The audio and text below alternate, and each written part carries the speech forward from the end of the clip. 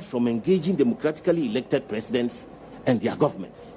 Is the NDC telling us that the picture of the then President Mahama and globally acclaimed gay rights activist Andrew Solomon in bed meant that John Mahama is gay, and that indeed John Mahama endorses homosexuality and is actively lobbying for homosexuality in Ghana? The evidence is there. Lying back together on the same bed. So can I competently conclude on the logic of the NDC that John Mahama is gay? Needless to say, #1 is a matter of public record. He has visited several eminent persons in this country. Anybody who cares to know knows that he has visited several serious people in this country as a responsible political party, supporting a very focused government. We will not stoop so low as to suggest that public officers, religious leaders, traditional leaders, and others who by virtue of their office are public property deserve to be abused for dirty political ends. And the NDC is advised that the people of Ghana are wise to their political ideals and will not accept abuse as a form of political communication. The second leg of the NDC's empty propaganda is that some force ought to have applied, which was not. Some force ought to have been applied, which was not. Or either it wasn't applied timeously enough, or it's being applied too late. In making that argument, the NDC's communications officer, endorsed by the entire leadership of the NDC, confused the state, the government, regulatory agencies, security agencies, and the presidency all in one, in their haste to create problems where there are none. The NPP government is committed to a state of law. And in that state of law, there are clear distinctions between the powers of the state, the powers of the government, and the powers of the president, as well as the powers of regulatory agencies and security agencies. For public clarity, it is on record that in 2012, a docket was allegedly built by the Ghana Police Service saying that 53 people had been defrauded by #1. Then it was a security matter, wasn't it? Was it the matter of the government? Was it the matter of the president? Was it the matter of the regulatory agencies? Ultimately, the police treated it as a criminal matter and sought to deal with it. We would ask media houses to ask the police to trace the genesis of that matter. Hopefully, it ought not to be the President of the Republic who traces police dockets, according to the logic of the NDC. So, it is obvious that the shenanigans and alleged fraudulent operations of #1 and his accomplices started way back in 2013 under the name Menzgold with a K, and then later on changed to Menzgold with a C. For the information of the NDC and its clueless leadership, they were in power as the government, the agent of the state, at the time that #1 established Menzgold with a K and later on changed it to one with a C. The NDC government was in power. And there was a regulatory agency, a licensing agency, which registered that company. Was it the president who did that registration? So, if so, by their twisted logic, confusing the state, regulatory agencies, the government, security agencies, the presidency and everything, then why didn't they exercise? Why didn't the president stop NAM 1 once and for all at that time? Why didn't they use the force at their disposal? Why didn't they use the force at their command at that time? When he switched from Menzgold with a K to Menzgold with a C, did they realize what he was up to? Did they accept that what he was up to was good enough for them? What has changed between now and then? Why did they not do what they were supposed to do? Or they refused to exercise government power under the authority of the state to deal with NAM 1 because the NDC stood to benefit. Because we are aware that the communications director, listen to him. By pressing the panic button. Listen to him.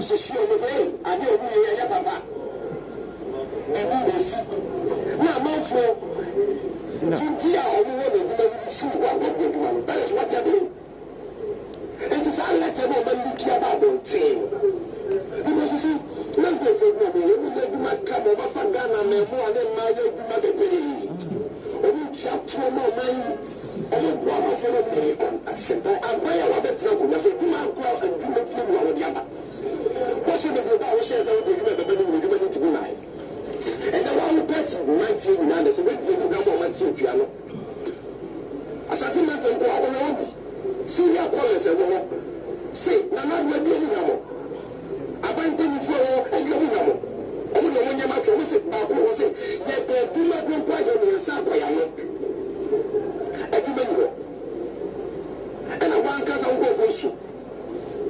then you have private people who will try to do something to help this country, to create employment. When we create employment, so we contribute to nation building, say, we need to be, and then one. So you put what Mama interpreting because we have no, so we see extending is a bit far-fetched. The Unions Commission, the man force extending they can say there's a million examples. There wasn't even say that has not been understanding of the business. There has not been understanding of even the state in new development. And as I say, so it means that this is even something which has just occurred to say. The responsible government, the other say, the same Menzgold from your country was a really regularize this aspect of the license. Now there is a need. But that's exactly what they are because the only beyond letter and Countess said to the looking letter. The content of the letter they said, why am I going to look it? Hold on. The content of the letter they said, in the key reference to meetings at two parties and in fact to the Bank of Ghana earlier, the Bank of Ghana issued statement that said Emma Menzgold warning about You've heard the man who spoke today.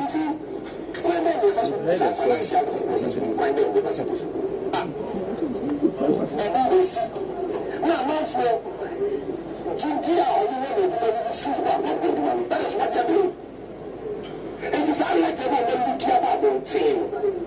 Because you see, let's go for when we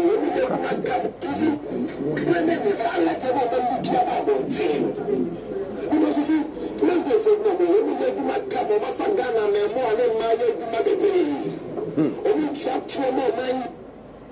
well, so you've heard them. When they are comfortable, they say one thing. And today, this is the twisted logic of the man who spoke saying that government didn't act. When government acted, when Menzgold was warned, this man sat in a radio studio which has international audience and traduced government. It was a very good business. They were creating employment. They were creating profits for people. They were doing very well. Government was using the law in a way that was far-fetched. Far-fetched. Government should not have used the law. He didn't talk about state. He didn't talk about president. He didn't talk about regulatory agencies. He was busy heaping praise on Menzgold and NAM1. And then he turned around to say that what Menzgold had done, our government had not been able to do. Is that true? And this is the man who led the useless vacuous onslaught today. This is the man behind whom the leadership of a hopeful opposition who wants to come back into power are arranged, telling Ghana to believe in them as an alternative. This is the man who would purport to tell all of Ghanaians what to do. This is the man. Fantastic. So we need to have a bit of history here. And I want you to all be very, very clear in your minds.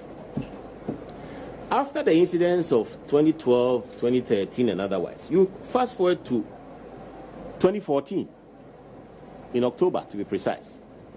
The Bank of Ghana itself, not under the leadership of the NPP government. The Bank of Ghana is independent. Then it was under the leadership of an NDC government. Bank of Ghana is a state institution. It cannot be dictated to by the government. Do we get that clear? The Bank of Ghana is a state institution.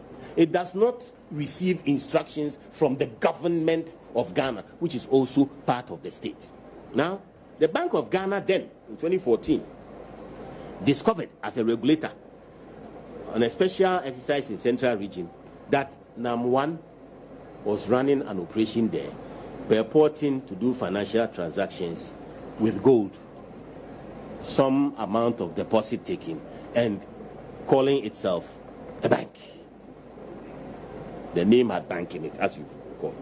On March 11, 2015, still in the era of Sami Jemfi, I think then he was a student trying to learn law. Now I don't know about his law, but the Bank of Ghana issued a directive, and I will give you the reference number. The directive reference number is BG/GOV/SEC/2015-04, publishing a list of unlicensed entities operating illegally, including Men's Bank. Men's Bank, as I have told you, then changed its name to Men's Bank Ghana Company Limited. On April 13, 2016, the Bank of Ghana again issued a notice to warn the general public. This is the painful part. The Bank of Ghana issued a notice to warn the general public against the deposit-taking operations of Men's Bank. And on 22nd July 2016, Bank of Ghana again wrote to Men's Bank, cautioning it against taking deposits as an unlicensed activity. Then, Sami Jemfi's NDC government, led so incompetently by then President John Mahama, didn't realize that they had a force they could have used to stop Men's Bank. They didn't realize it. They didn't realize they were a government within the state. They didn't realize that there were regulatory agencies. They didn't realize that they had security agencies. And they didn't realize that it was the duty of John Mahama to deal with Men's Bank personally as president, which is what Sami Jemfi would have us believe now. On August 2nd, 2016, Bank of Ghana invited the management of Men's Bank and engaged them on their unlicensed deposit-taking activity. They responded in writing on August 3rd and claimed that they were not taking deposits. And this is when they somersaulted again and went to create another company called Brew Marketing Consult. You've heard that one too? Yes. So what they did was that they changed the modus round and said Brew Marketing Consult was now going to take money, and then you buy gold through Brew Marketing Consult, and they will keep the money for you. This was under the watch of the NDC government, which was using the power of the state as a government. Couldn't propel the security agencies in the direction that today they want us to go. They didn't have any bite in their time. Now, obviously, with this kind of record, you will lose power, which they did. They were given a thorough political whipping. An incumbent, an African government incumbent, which lost election by over 1 million votes. 50 plus 1 before then had been very tight. This one, we saw a 53 and a way down 44, which I hear is still dropping. It's still dropping. So they lost power. In February 2017, under a serious government, another meeting was held with the company. On July 19th, the Bank of Ghana issued another letter to them asking them to desist from taking deposits. Then they quickly changed their name to Menzgold. That is where the so-called gold collectibles operation started.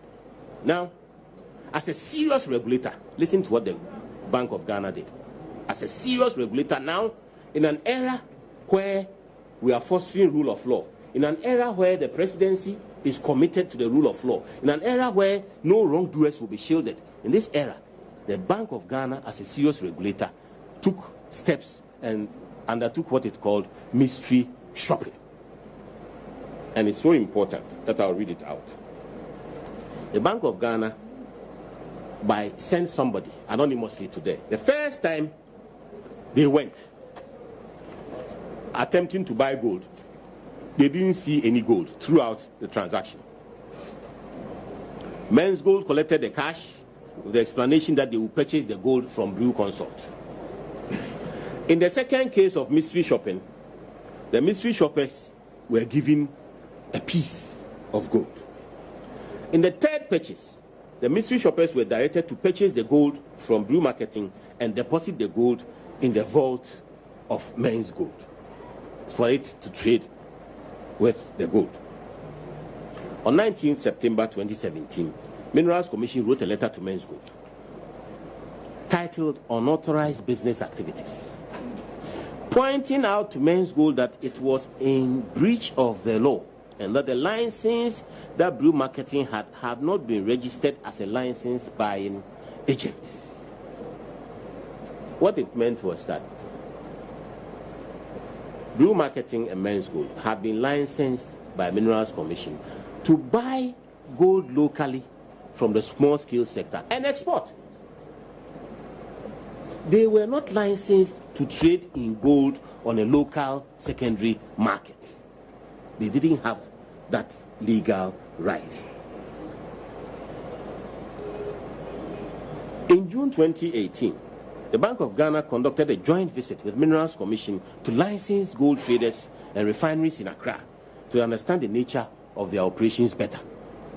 The team established that all the companies were engaged in smelting and exporting gold with the exception of Menzgold, which was engaged in the solicitation of deposits from the general public with interest rates between 7 to 10% a month to customers based on the quantity of gold purchased.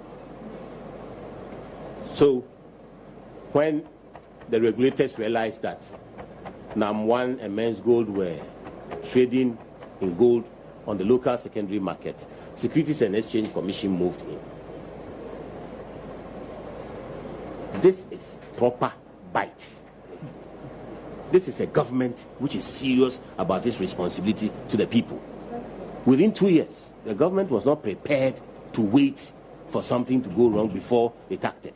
and enacting, Securities and Exchange Commission asked for a license because they regulate the secondary market in trading of derivatives. This is the factual story. No agency has closed Menzgold down. No government agency has closed Menzgold down. No regulatory agency, independent regulatory agency by law, not directed by the power and authority of the presidency, no regulatory agency has closed Menzgold down. They have just asked Menzgold to meet its regulatory requirements, license your activities. Indeed, you will recall that Menzgold has gone to court. Do you recall that? And you recall that very recently the court has told Menzgold to go back and engage the Securities and Exchange Commission in exercise of its regulatory functions so that it is issued the appropriate licenses and legal instruments for it to carry on its business. If this was a business that had been shut down, would it be in court seeking to avoid regulation? This is the factual story.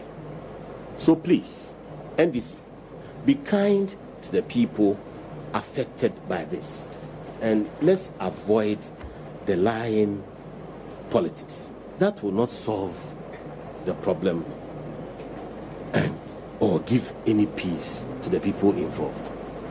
We are listening to Mr. Sami Gyamfi, the communications officer of the NDC, telling the whole world that they were doing well and the law was far-fetched. Today, he is quoting the Constitution of Ghana as saying that the Constitution of Ghana entitles everybody to collect their investments from the government. Did you hear him? Did you hear him? I mean, Constitutional Law 101. The Constitution of Ghana preserves the economic rights of people to the extent that all economic decisions taken within the state in the private sector are supposed to be indemnified and paid for by the government of Ghana when there are losses. He goes on to talk about the law of liquidation and all that, and in one breath he's saying that government should have moved to liquidate. Has anything been established about liquidation? And then the government should pay. If he doesn't understand the law of liquidation, if you liquidate, it automatically does not mean the government pays. Liquidation does not mean that government pays. When you liquidate, there is a structure, there is a hierarchy. Statutory liabilities first, and then for the rest, an agreed level based on recovered assets. Great education.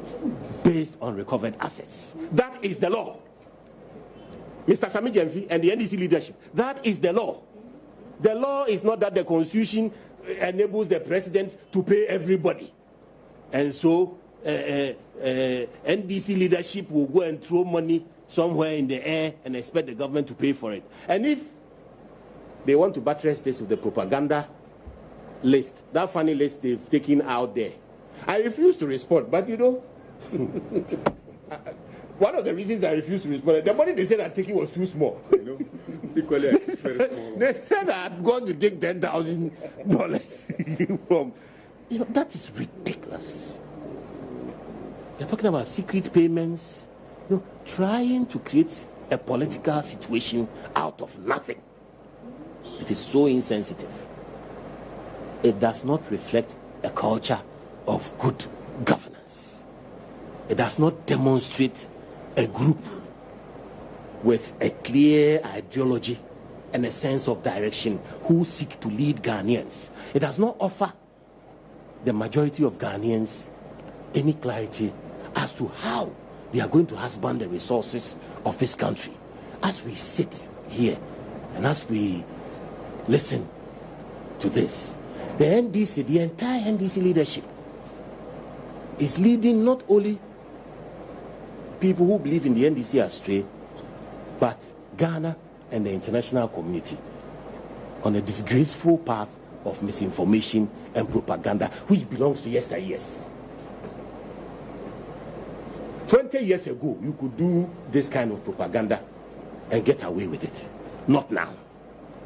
Now the law is friendly. Everybody can read the law. Nowhere does the law of liquidation say that the president pays the bills. Nowhere. Nowhere in the Constitution does it say that the president assumes the liabilities of all Ghanaian citizens. And then he ends up by saying that Yoko is more powerful than the president. So if he knows that Yoko is more powerful than the president, why did he go to Yoko? Why is he bringing the president's name in? In an ideal state of law, the police, Yoko, all those people are powerful, more powerful than everybody, because we are all equal before the law. We are all equal before the law.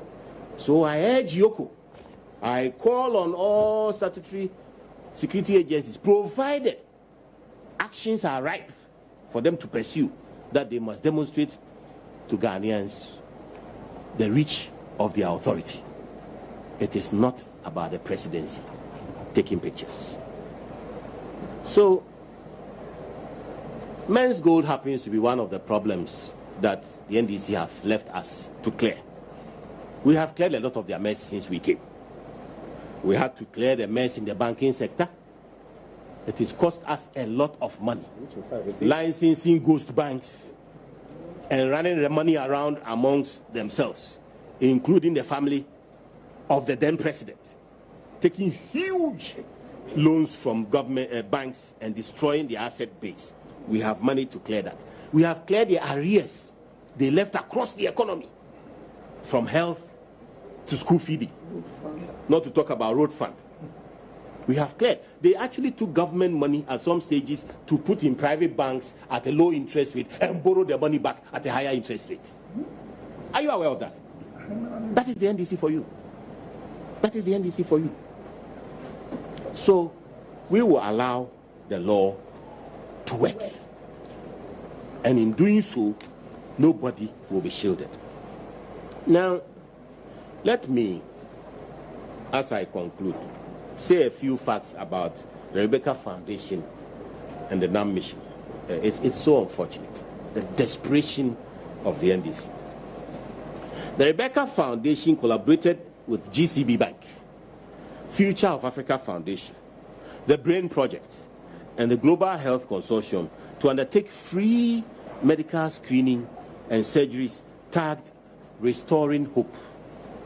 From the 5th of March 2018 until the 5th of April 2018, the group was made up of Ghanaian, German, and American doctors.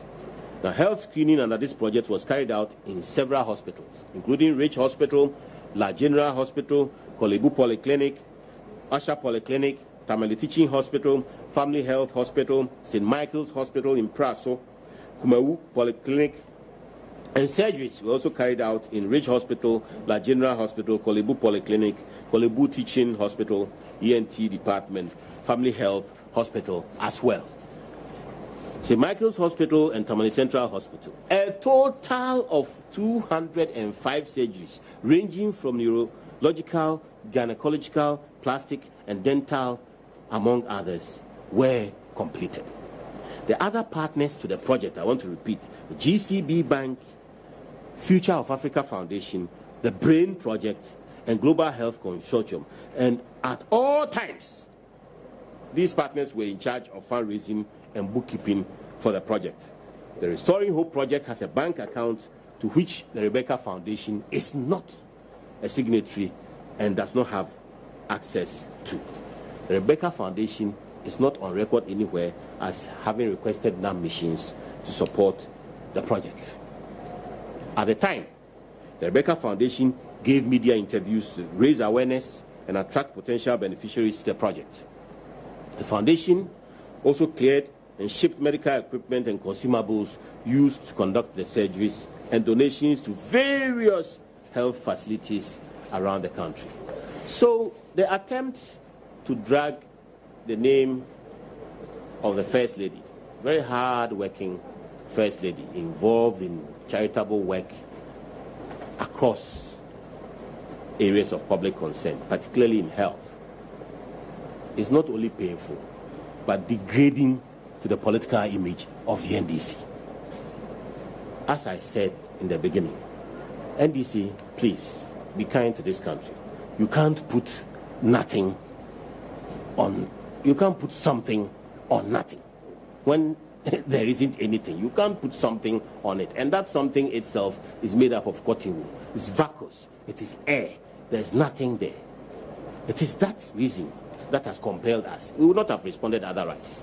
But the spread